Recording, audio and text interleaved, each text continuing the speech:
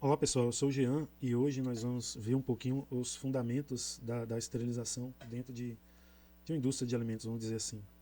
Nós vamos estudar como que a esterilização mantém a estabilidade microbiológica e operacional nos bioreatores industriais. Então observe inicialmente a coluna da esquerda, ela é intitulada Cadeia Casual de Contaminação. Aqui nós estamos analisando a sequência de consequências provocadas por uma falha no processo de esterilização. Vamos olhar primeiro para o primeiro ícone, onde aparece a falha na esterilização. Perceba que o problema inicial não é apenas sanitário, né? Quando ocorre contaminação microbiana, outros micro-organismos passam a competir pelos substratos disponíveis no meio fermentativo. Em seguida, vamos ver aí uma competição que altera o metabolismo do sistema e reduz o rendimento no final do produto. O foco aqui é entender que pequenas falhas microbiológicas geram instabilidade operacional, dificultando o controle de pH, a oxigenação, a produtividade, né? Compare os dois bioreatores aí mais na direita. Ó. No sistema estéreo, nós observamos estabilidade e controle. Já no sistema contaminado, nós percebemos a variabilidade condutiva e o prejuízo industrial. Então, nós estudamos os impactos industriais, né, na contaminação e a ideia que a gente veja na frente, né, métodos de esterilização utilizados em bioreatores e também em meios de cultivo. Né. Aqui, pessoal, nós vamos diferenciar os conceitos de asepsia e de esterilidade, né, e entender também como ambos atuam de forma complementar nos bioreatores. Observe inicialmente a coluna da esquerda, ela é intitulada Asepsia. Aqui nós estamos analisando os procedimentos utilizados para evitar a entrada de contaminantes no sistema. Podemos perceber que o foco da asepsia está na prevenção contínua. Né?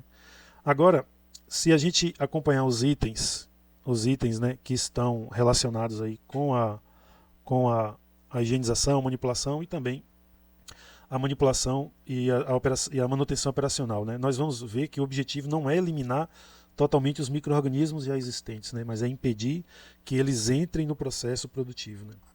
Em seguida, vamos olhar para a coluna da direita, né? Onde aparece o termo esterilidade. Né? Então o foco aqui muda completamente. Né? Estamos falando da ausência total de formas viáveis de micro-organismo. Observe que esterilidade representa uma condição microbiológica final obtida após o processo esterilizante. Perceba então a relação complementar entre os dois conceitos. A esterilização elimina os contaminantes, enquanto que a asepsia mantém o sistema protegido contra as recontaminações.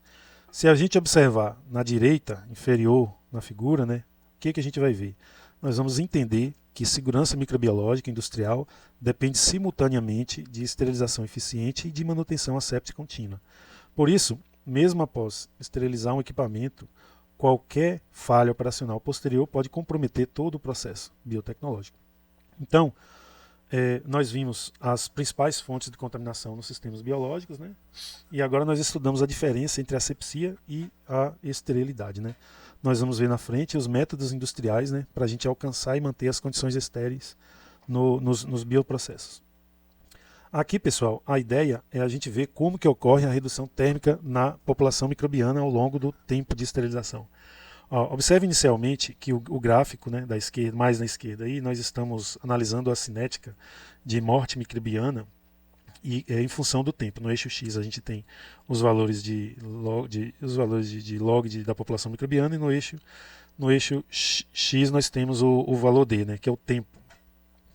Quando a gente acompanha a linha azul referente às células vegetativas, a gente observa que a redução ocorre rapidamente porque esses micro-organismos possuem menor resistência térmica. E quando a gente desloca o olhar para a curva verde de esporos bacterianos, a gente percebe que uma redução mais lenta, né, indicando maior resistência ao tratamento térmico. Né?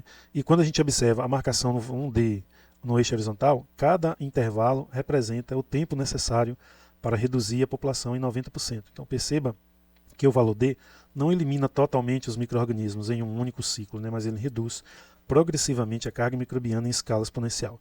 Se a gente observar o fluxo operacional na direita, nós vamos conseguir visualizar numericamente essa redução sucessiva na população microbiana. Essa competição é fundamental para dimensionar corretamente ciclos industriais de esterilização sem aplicar tratamentos excessivos que possam comprometer os equipamentos, a energia, o valor nutricional e a viabilidade operacional. Então, só para a gente se situar, nós estudamos a cinética de destruição microbiana durante a esterilização térmica, beleza?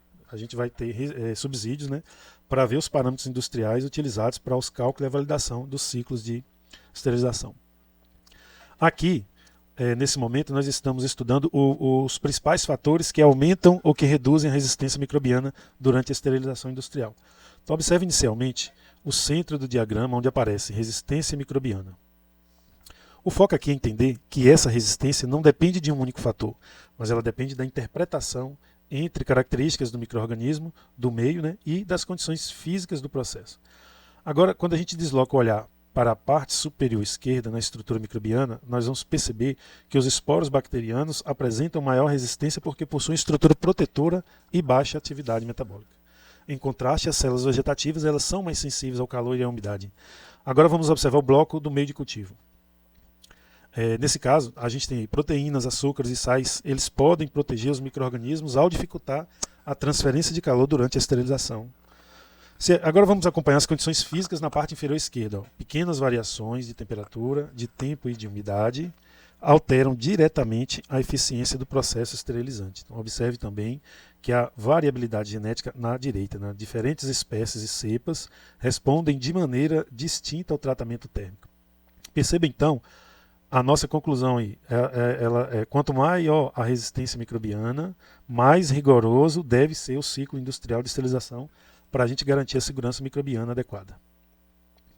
Aqui, pessoal, nós estamos estudando como que os processos industriais eles equilibram a segurança microbiológica e a eficiência operacional e a viabilidade econômica, né? Primeiro, observe a região central do diagrama superior, né, onde aparece aí validação no processo esterilizante.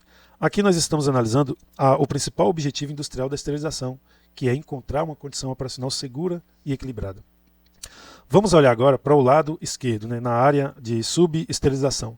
Perceba que as condições insuficientes de temperatura ou tempo, né, podem permitir sobrevivência microbiana residual, pode aumentar os riscos de falhas industriais e até a perda do produto.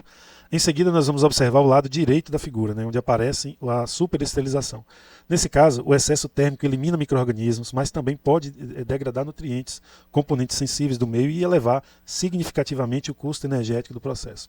Então aqui o foco é entender que aumentar continuamente a severidade térmica nem sempre melhora a eficiência industrial. Quando a gente observa o triângulo central, nós percebemos que a indústria busca equilibrar simultaneamente a segurança microbiológica, a eficiência operacional e a viabilidade econômica.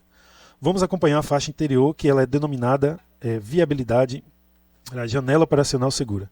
Aqui nós estamos visualizando a região ideal do funcionamento, né, onde o processo permanece microbiologicamente seguro, sem provocar desperdícios energéticos ou de degradação excessiva no sistema produtivo. Beleza? Então, acabamos de definir as condições operacionais seguras para uma esterilização industrial bem feita.